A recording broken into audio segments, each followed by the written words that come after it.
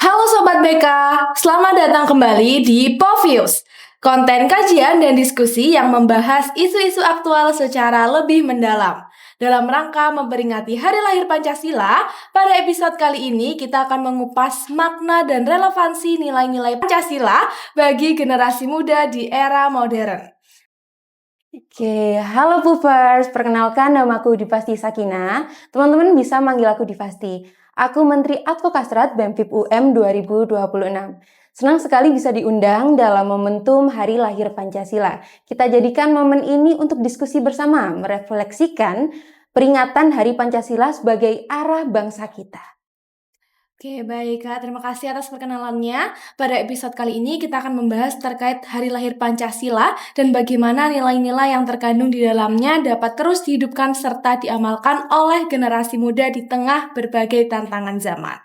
Oke, langsung saja kita masuk ke pertanyaan yang pertama ya.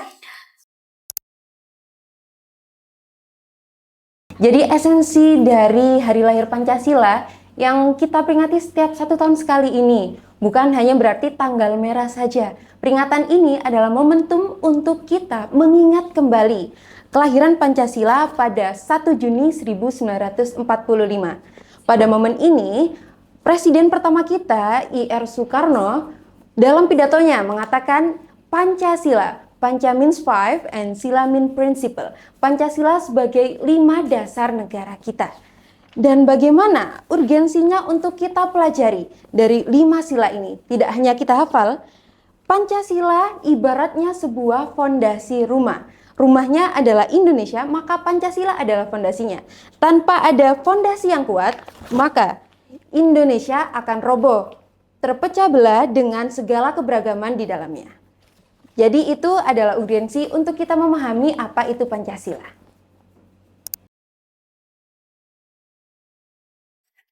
Pancasila dalam pendidikan. Hak atau kewajiban warga negara untuk mengenyam pendidikan ada pada sila kedua dan juga kelima. Tertuang juga dalam Undang-Undang Pasal 31 Ayat 1 terkait ketegasan bahwa setiap warga negara berhak mendapatkan pendidikan, dan pada pasal 31 ayat 2 diterangkan juga bahwa kewajiban bagi warga negara untuk mengikuti pendidikan dasar dan kewajiban pemerintah untuk membiayainya. Tapi pada kenyataannya saat ini tercatat pada data per 1 April 2026 bahwa jumlah anak di Indonesia saat ini yang belum bersekolah atau tidak sekolah tercatat 3,9 juta. Hal ini tidak selaras dengan adanya kewajiban atau hak yang seharusnya didapatkan setiap warga negara, yaitu berpendidikan atau mendapatkan pendidikan dasar. Kemarin saya sempat di semester lalu mengikuti kegiatan asistensi mengajar di sekolah. Sebenarnya generasi muda kita atau anak-anak itu sangat bisa atau sangat pintar dalam menghafal Pancasila.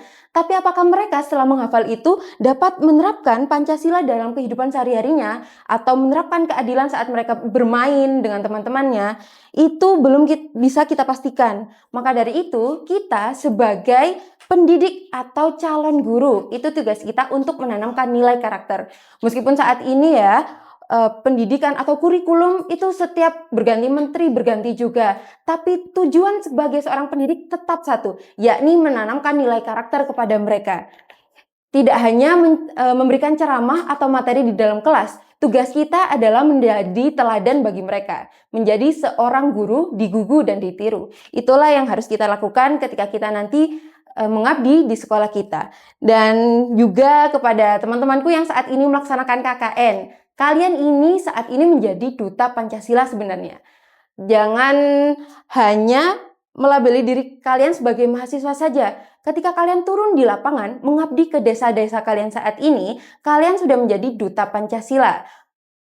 Beritahukan kepada warga-warga dan juga masyarakat bahwa kalian tidak hanya belajar teori saja. Kalian bisa mengulurkan tangan, membantu, dan juga bermasyarakat. Jadi itu esensi Pancasila kepada mahasiswa dan juga generasi muda saat ini.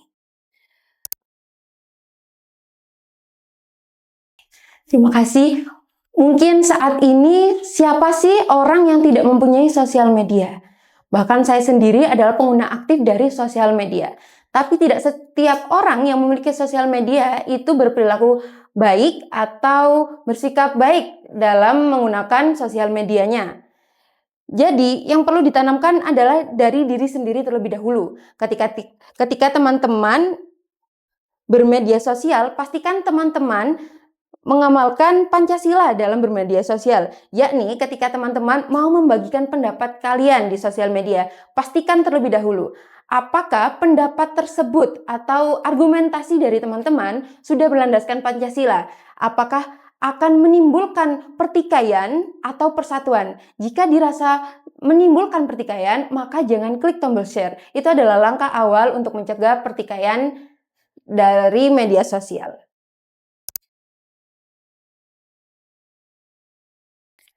Baik, terima kasih.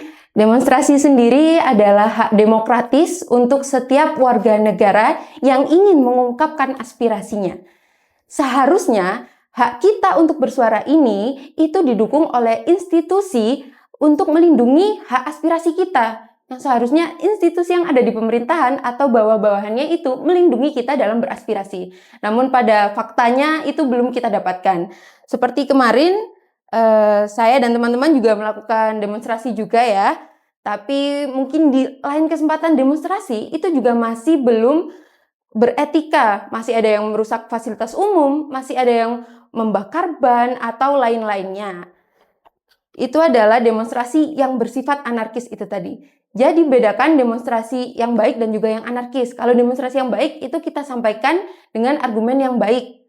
Jika memang didengar oleh pemerintah. Mungkin untuk teman-teman mahasiswa dan juga aktivis saat ini bisa mungkin saat ini kita mengganti strategi untuk kita aksi. Kita ganti dengan jalan sehat atau mungkin senam bersama. Mungkin saat ini itu adalah strategi yang lebih didengarkan pemerintahan.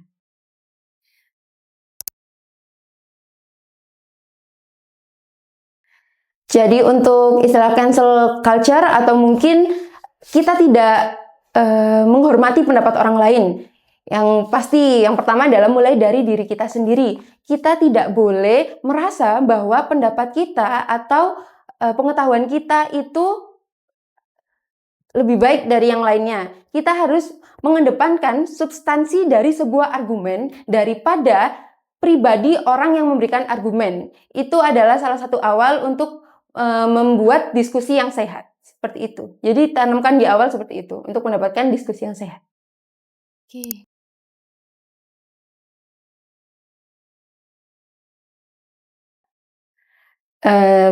Tentunya iya, karena mengkritik pemerintah adalah salah satu demokrasi yang sehat, seperti itu ya Kak ya. Karena itu adalah hak kita sebagai warga negara. Dengan kita mengkritik pemerintah, itu sama dengan kita telah mengawasi atau mengambil hak kita untuk memberikan pendapat atau sebagai pengawas terhadap kinerja pemerintahan saat ini. Selama masih disampaikan dengan baik dan juga sesuai dengan substansinya, maka itu bisa menjadi demokrasi yang sehat, seperti itu.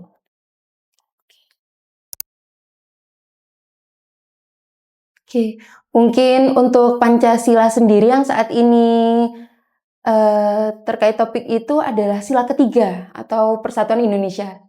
Karena yang seperti kita tahu, kita warga Indonesia atau negara Indonesia memiliki berbagai macam suku, keberagaman lainnya. Tapi yang bisa menyatukan adalah Pancasila.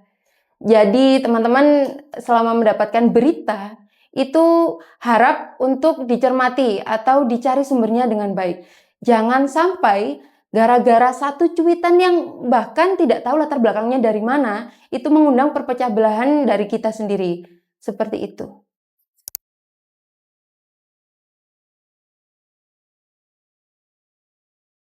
Oke. Selain generasi muda, kita sendiri sebagai mahasiswa yang besoknya sebagai calon pendidik, harapannya ketika nanti sudah mengabdi di sekolah-sekolah, jangan sampai nilai Pancasila hanya tergantung di kelas-kelas saja. Pastikan bahwa nilai Pancasila itu kita tanamkan dan ikut dalam langkah kita ketika bermasyarakat, ketika di dalam kampus, ketika nanti mengabdi di sekolah, dan juga di ruang-ruang media sosial yang kita huni. Oke.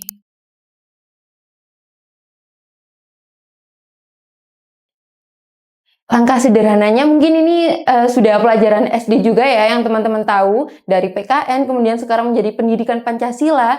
Tentunya teman-teman semua tahu contoh-contoh pengamalan dari sila ke-1 sampai ke-5 itu. Tapi mungkin saat ini dari kesadaran diri sendiri saja, apakah teman-teman ketika sudah tahu maknanya itu sudah mengamalkannya dalam kehidupan sehari-hari? Dimulai dari kebiasaan. Itu yang perlu ditanamkan dan kemudian baru hubungan sesama teman, hubungan sesama manusia kepada masyarakat saat di kampus itu baru langkah kedua setelah teman-teman bisa mengamalkannya ke diri sendiri.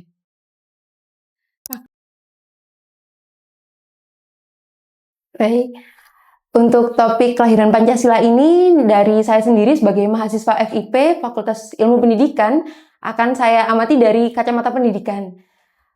Pendidikan sendiri itu bagaikan sebuah senjata yang sangat ampuh untuk mengubah dunia. Tapi ketika senjata ini tidak diarahkan dengan benar, maka akan melukai. Jadi, jadikan Pancasila itu sebagai arah dari senjata kita atau pendidikan. Kita bawa Pancasila di setiap langkah kita saat mendidik besok, saat menjadi guru, sehingga generasi kita ke depannya itu menjadi generasi yang lebih baik daripada generasi kita sekarang.